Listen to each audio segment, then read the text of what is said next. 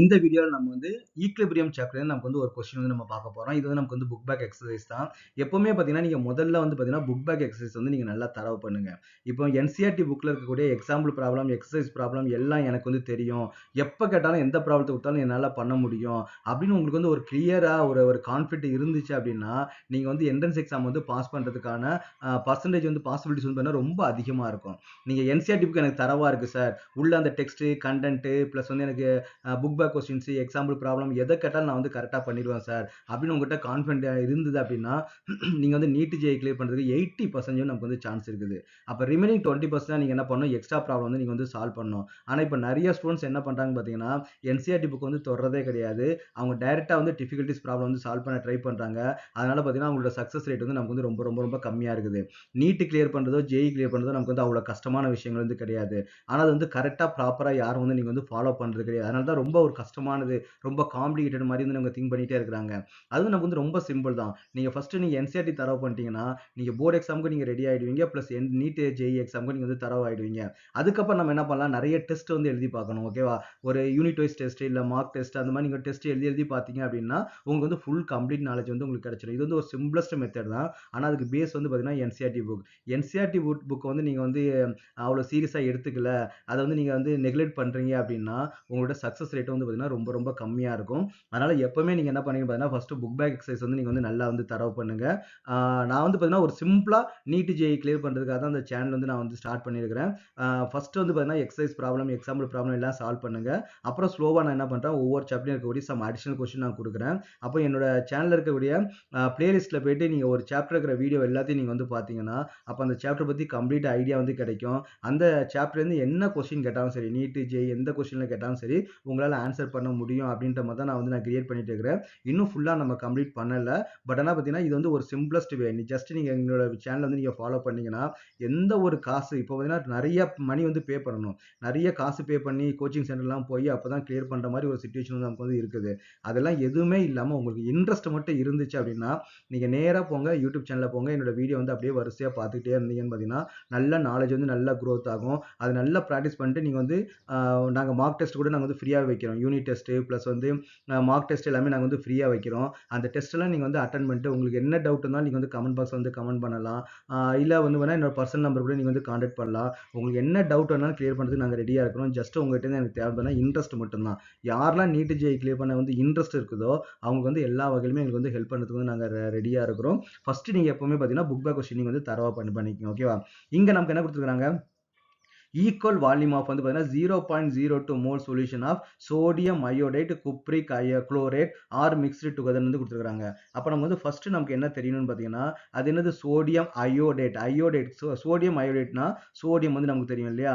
Iodate என்ன பார்த்தீங்கன்னா IO3- okay, இதான் நமக்கு வந்து அயோடேட். அப்புறம் குப்ரிக் குளோரேட் அப்படின்னு பார்த்தா அயோடின் பதிலாக குளோரின் போட்டால் குளோரேட் வந்து நமக்கு வந்து வந்துடும். அப்போ குப்ரிக்னு பார்த்தீங்கன்னா +2 ஆக்சன் ஸ்டேட்ல வந்து நமக்கு வந்து இருக்குது. அப்போ ClO3 வந்து பார்த்தீங்கன்னா நமக்கு வந்து ட்வைஸ் வந்து நமக்கு வந்து இருக்கும். ஓகே, இது நமக்கு தேவை கிடையாது. இங்க வந்து மைனஸ் தேவை கிடையாது. இது -1 இது +1 ரெண்டும் சேர்ந்து நமக்கு வந்து நியூட்ரல் ஆயிடும். அப்ப இது நமக்கு தான் sodium iodide and cupric chloride. முதல்ல அதோட மாலிகுலர் ஃபார்முலா வந்து நமக்கு வந்து பண்ணணும். ஓகே, இப்போ இது ரெண்டையும் நம்ம என்ன பண்றாங்க, ஈக்குவலா வந்து மிக்ஸ் பண்றாங்க. அப்போ அப்போ மிக்ஸ் பண்ணும்போது நமக்கு என்ன கிடைக்கும், NaIO3 பிளஸ் நமக்கு என்ன இருக்குது CuClO3 ட்வைஸ். அப்போ இந்த ரெண்டையும் நமக்கு வந்து மிக்ஸ் பண்ணும்போது நமக்கு என்ன கிடைக்கும், டபுள் டிஸ்பிளேஸ்மெண்ட் ரியாக்ஷன் வந்து நடக்கும். அப்போ நமக்கு என்ன பண்ணா சோடியம் குளோரைட் வந்து ஃபார்ம் ஆகும், குப்ரிக் அயோடைட் வந்து நமக்கு வந்து ஃபார்ம் ஆக போகுது. கரெக்டா? அப்போ நமக்கு என்ன cupric CuIO3 twice plus NaClO3 வந்து நமக்கு வந்து ஃபார்ம் ஆக போகுது. ஜஸ்ட் என்ன நடந்திருக்குது, டபுள் டிஸ்பிளேஸ்மெண்ட் ரியாக்ஷன் வந்து நடந்திருக்குது. இவங்க என்ன பண்றாங்க, ஈக்குவல் வால்யூம் வந்து எடுத்துக்கிறாங்க.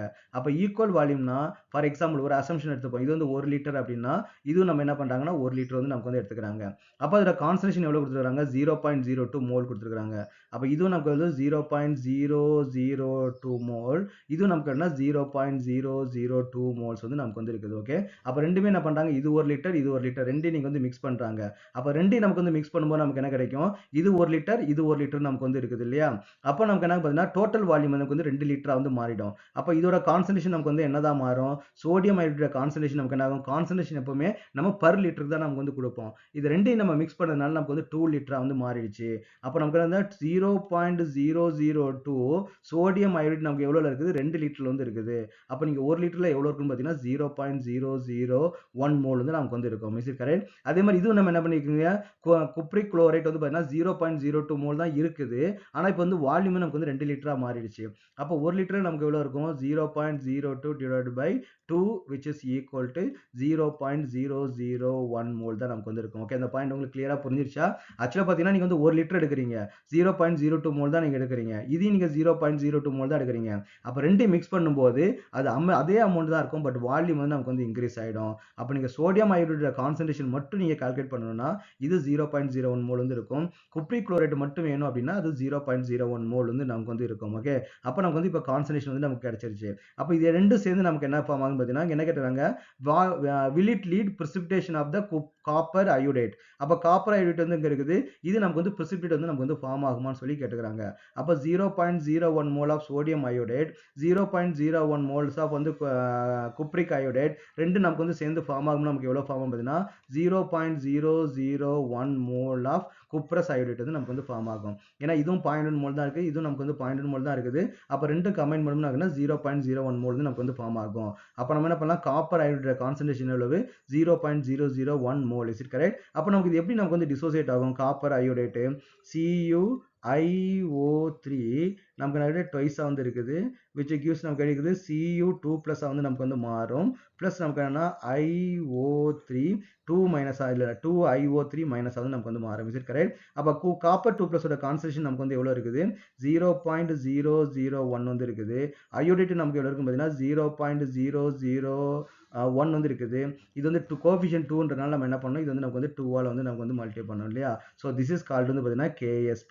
அப்போ இதுக்கு முன்னாடி இருக்கிற வீடியோலாம் நீங்க பார்த்தீங்கன்னா KSPன்ற ஐடியா வந்து உங்களுக்கு கிளியரா வந்து தெரியும். இப்போ சடனாக இங்கே KSPன்னு பார்க்கும்போது என்னது KSP, எதுக்கு இப்படி மல்டிப்ளை பண்ணாங்கன்னு உங்களுக்கு வந்து கன்ஃபியூஷன் வந்து இருக்கும். அப்போ அதுக்கு முன்னாடி இருக்கிற வீடியோ நீங்க வந்து பார்த்துட்டு வந்தீங்கன்னா உங்களுக்கு வந்து கிளியரா இருக்கும். அதான் எப்பவுமே உங்களுக்கு வந்து ஒரு கம்ப்ளீட் நாலேஜ் வேணும் அப்படின்னா நேரா போங்க. இப்போ ஃபார் எக்ஸாம்பிள் ஈக்குபேத் வந்து உங்களுக்கு கம்ப்ளீட் நாலேஜ் வேணும்னா நேரா ஹோம் பேஜுக்கு போங்க, பிளேலிஸ்ட்டை ஓப்பன் பண்ணுங்க. அப்போ ஈக்குபேத் வந்து வரிசையா ஒவ்வொரு ப்ராப்ளமா நீங்க பார்த்துட்டே வந்தீங்கன்னா அப்படியே உங்க நாலேஜ் வந்து ஸ்லோவா இம்ப்ரூவ் ஆகிட்டே இருக்கும். இப்போ சடனா ஒரு ப்ராப்ளம் பார்த்தீங்கன்னா அது உங்களுக்கு கன்ஃபியூஸ்டா இருக்கும். எப்பவுமே நீங்க சிஸ்டமேட்டிக்கா பண்ணீங்கன்னா உங்களுக்கு வந்து சக்சஸ் ரேட் வந்து ரொம்ப அதிகமா இருக்கும். அப்போ இங்க KSP வந்து நமக்கு என்ன வருது, அப்போ KSP which is equal to அப்போ என்ன பார்த்தீங்கன்னா 1 into 10 to the power of -3 into 1 into 10 to the power of -3 the whole power நமக்கு என்ன வருதுன்னா 2 வந்து வருது. ஓகே, அப்போ நமக்கு என்ன ஃபார்ம் ஆகும் 1 into 10 to the power of -9 வந்து வருது. அப்போ நீங்க இந்த ரெண்டு சொல்யூஷனை மிக்ஸ் பண்ணும்போது காப்பர் அயோடைட்டோட கான்சன்ட்ரேஷன் எவ்வளவு இருக்குன்னு பார்த்தீங்கன்னா 1 into 10 to the power of -9 வந்து இருக்குது. இங்க KSP வேல்யூ வந்து கொடுத்துருக்காங்க. What is the KSP value? KSP value which is equal to 7.4 into 10 to the power of -8. ஆனா நமக்கு இப்போ ஒரிஜினலா கான்சன்ட்ரேஷன் நமக்கு எவ்வளவு தான் இருக்குது 1 into 10 to the power of -9 தான், -9 இருந்து இருக்குது. அப்போ எது ஹையர் வேல்யூ?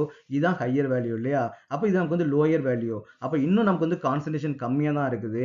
இன்னும் காப்பர் அயோடைட் போட்டா கூட நமக்கு வந்து டிசால்வ் ஆகும். அப்போ நமக்கு வந்து precipitate வந்து நமக்கு வந்து ஃபார்ம் ஆகாது. என்ன கேட்குறாங்க, will it lead to the precipitation of the copper iodide? precipitate ஆகாது. இன்னும் கொஞ்சம் ஆட் பண்ணா கூட அதுல வந்து டிசால்வ் ஆகிறதுக்கு வந்து பாசிபிலிட்டிஸ் இருக்குது. ஏன்னா அந்த KSP ஓட வேல்யூ நமக்கு எவ்வளவு இருக்குது, கம்மியா வந்து இருக்குது இல்லையா? இந்த குப்ரஸ் அயோடைடோட கான்சன்ட்ரேஷன் வேல்யூ வந்து நமக்கு வந்து கம்மியா இருக்குது. அப்போ இன்னும் கொஞ்சம் கூட நம்ம வந்து ஆட் பண்ணிக்கலாம்.